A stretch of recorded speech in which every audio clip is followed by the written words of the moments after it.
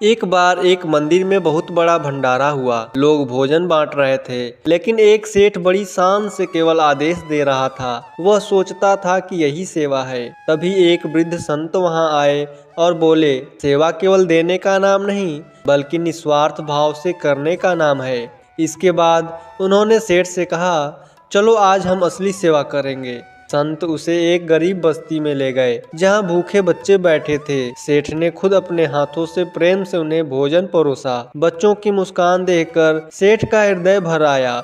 उस दिन से उसने समझा कि सच्ची सेवा दिखावे के लिए नहीं, बल्कि प्रेम, करुणा और निस्वार्थ भाव से की जाती है। सेवा का असली अर्थ दूसरों की भलाई में अपनी खुशी खोजना है। गुरु प्यारी साध संगत जी, बड़े प्यार से कहिए जी, धन निरंकार जी। आशा करते हैं कि आप सभी संत महापुरुष सतगुरु माता जी के आशीर्वाद से जहाँ भी होंगे सेवा, सिमरन और सत्संग करते हुए सतगुरु के चरणों से जुड़ करके खुश होंगे, स्वस्थ होंगे, मस्त होंगे। साध संगत जी, बाबा हरदेव सिंह जी महाराज कहा करते थे कि सेवा, सिमरन और सत्संग जीवन को निखारते हैं। यही तीनों चीज़ें मनुष्य के जीवन को सुखमय, शांत और प्रेरणादायक बना सकती है। यह कहानी एक ऐसे व्यक्ति की है जिसकी ज़िंदगी में ये तीनों तत्व आए और उन्होंने उसका जीवन ही बदल दिया। साध संगत जी, ये कहानी सिर्फ उसकी नहीं, बल्कि हर उस इंसान की है जो ईश्वर के करीब आकर सच्ची शांति और प्रेम को प्राप्त करता है। साध संगत जी, राजेश एक मध्यम वर्गीय परिवार में जन्मा लड़का था। वह शुरू से ही अपने स्वार्थी स्वभाव के कारण जाना जाता था। हमेशा खुद के फायदे सोचता, दूसरों की मदद करने में उसे कोई दिलचस्पी नहीं थी। उसके दोस्त, पड़ोसी, यहाँ तक कि उसके परिवार के लोग भी उसके व्यवहार से परेशान रहा करते थे। एक दिन उसके पिता बहुत गंभीर रूप से बीमार हो गए। इलाज के लिए बहुत सारा पैसा चाहिए था, लेकिन राजेश ने किसी से मदद भी नहीं मांगी और खुद प्रयास भी नहीं किया। कुछ महीनों के बाद उसके पिताजी इस दुनिया से चले गए। साध संगत जी, यह घटना उसकी ज़िंदगी का सबसे बड़ा धक्का था। उसने पहली बार सोचा कि यदि उसके अपने पिता की सेवा की होती तो शायद ये हालात नहीं होते। साध संगत जी, उसी समय उसके एक पुराने मित्र अमित, जो निरंकारी मिशन से जुड़ा हुआ था, उसने उसे सत्संग में चलने का निमंत्रण दिया। पहले तो राजेश ने मना कर दिया, लेकिन फिर किसी अनजान प्रेरणा से वह सत्संग में चला गया। साध संगत जी, सत्संग में सतगुरु बाबा जी की वाणी गूंज रही थी।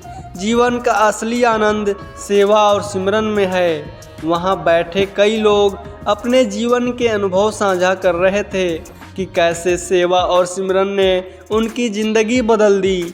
साध संगत जी, राजेश ने देखा कि लोग निस्वार्थ भाव से सेवा कर रहे थे। कोई जूते की पॉलिश कर रहा था, कोई पानी पिला रहा था, तो कोई बुजुर्गों की देखभाल कर रहा था। वह सोचने लगा, क्या मैं भी ऐसा कर सकता हूँ?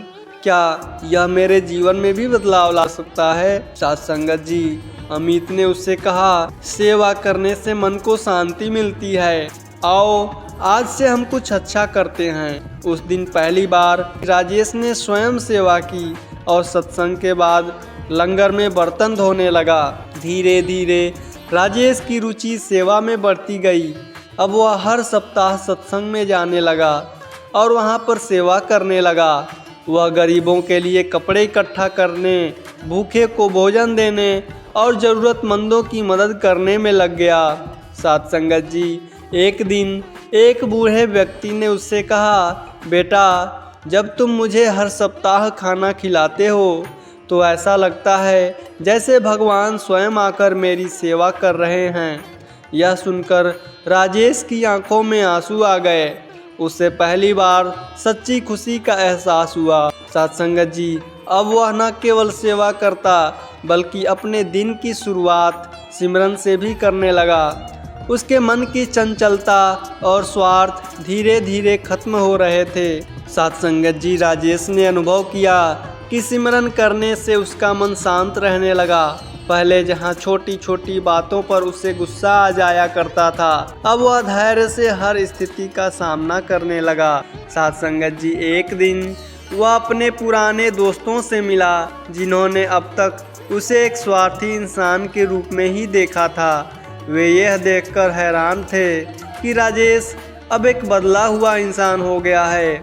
उसने अपने दोस्तों से कहा, अगर तुम सच में शांति और खुशी चाहते हो तो सेवा, सिमरन और सत्संग को अपने जीवन में शामिल करो।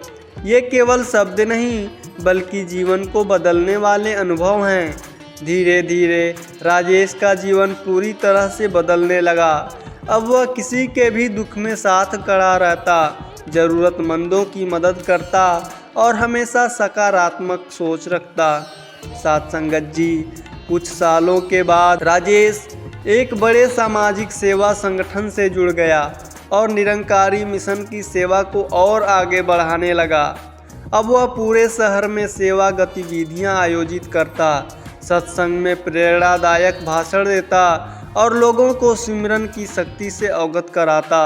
साथ संगत जी, एक दिन जब वह एक गरीब बस्ती में भोजन वितरण कर रहा था, एक महिला रोते हुए उसके पास आई और बोली, भाई साहब, आपने जो सेवा की है उसके कारण मेरे बच्चों ने आज भूखा नहीं सोया। यह सुनकर राजेश को एहसास हुआ कि उसकी ज़िंदगी का असली उद्देश्य पूरा हो रहा है। अब केवल अपने लिए नहीं बल्कि वह समाज के लिए जी रहा था। साथ संगत जी, राजेश की यह यात्रा हमें यही सिखाती है कि जीवन में सेवा, सिमरन और सत्संग का कितना गहरा प्रभाव पड़ सकता है। सेवा हमें दूसरों के दर्द को महसूस करना सिखाती है, सिमरन हमारे मन को शांत करता है और आत्मिक शक्ति भी देता है, तथा सत्संग हमें सच्चे मार्ग की ओर प्रेरित करता है और सही दिशा दिखाता है। अगर हम भी अपने जीवन में इन तीनों को अपनाएं, सेवा, सिमरन, सत्संग, तो न केवल हमारी ज़िंदगी बदल जाएगी बल्कि हम दूसरों के लिए भी प्रेरणा बन सकते हैं। साथ संगत जी, सेवा, सिमरन और सत्संग केवल धार्मिक शब्द नहीं बल्कि ये हमारे जीवन को निखारने और संवारने वाले वास्तविक मार्ग हैं। जब हम निस्वार्थ सेवा करते हैं तो हमारे भीतर करुणा और प्रेम जागृत होता है। जब हम सिमरन करते हैं तो हमारा मन शांत और स्थिर हो जाता है और जब हम सत्संग में जाते हैं तो हमें सही दिशा और प्रेरणा मिलती है। साथ संगत जी, राजेश के जीवन का एक उदाहरण है कि यदि कोई भी व्यक्ति अपने स्वार्थी दृष्टिकोण को छोड़कर इन तीनों सिद्धांतों सेवा, सिमरन और सत्संग को अपनाता है तो वह न केवल अपनी आत्मा की शुद्धि कर सकता है बल्कि समाज में भी सकारात्मक बदलाव ला सकता है। इसीलिए यदि हम वास्तव में एक सुखी और संतोषपूर्ण जीवन जीना चाहते हैं तो हमें सेवा, सिमरन और सत्संग को ही अपनाना होगा। यही जीवन की सच्ची साधना और सफलता है। तो आइए सेवा, सिमरन और सत्संग को अपने जीवन का हिस्सा बनाएं और एक नई रोशनी की ओर कदम बढ़ाएं। एक गांव में रामलाल नाम का एक धनवान व्यक्ति रहता था। वह बहुत घमंडी था और खुद को सर्वश्रेष्ठ मानता था। एक दिन गांव के मंदिर में सत्संग हो रहा था। वहां संत ने कहा, अहंकार मनुष्य को अंधा बना देता है। जो स्वयं को सबसे बड़ा समझता है वह गिरने के लिए तैयार रहे। रामलाल ने हंसते हुए कहा, मेरे पास सब कुछ है, धन, शक्ति, मान, सम्मान, मुझे किसी की सीख की जरूरत नहीं है। कुछ समय के बाद उसके व्यापार में भारी नुकसान हो गया। दोस्तों ने मुंह मोड़ लिया और जो लोग उसकी चापलूसी करते थे वे भी दूर हो गए। तब उसे अहंकार के कारण मिली इस सजा का एहसास हुआ। वह संत के पास पहुंचा और कहा, मैंने अपने अहंकार से बहुत नुकसान उठाया, अब मैं विनम्र बनना चाहता हूं। संत ने मुस्कुराकर कहा, विनम्रता से ही जीवन में सच्ची सफलता मिलती है। अहंकार मनुष्य को ऊपर उठने नहीं देता। रामलाल ने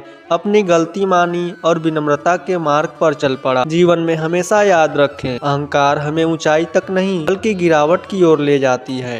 साथ संगत जी, प्रेम और मानवता, ये दो शब्द भले ही अलग लगते हों लेकिन इनका सार एक ही है, निस्वार्थ भावना और अपनापन। प्रेम केवल किसी एक व्यक्ति या रिश्ते तक सीमित नहीं होता बल्कि जब यह अपने दायरे से बाहर निकलकर समस्त जीवों और समाज के प्रति करुणा बन जाता है तो वही मानवता होता है। प्रेम जहाँ दिलों को जोड़ता है, वहीं मानवता उन जुड़ावों को एक नई ऊंचाई तक ले जाती है।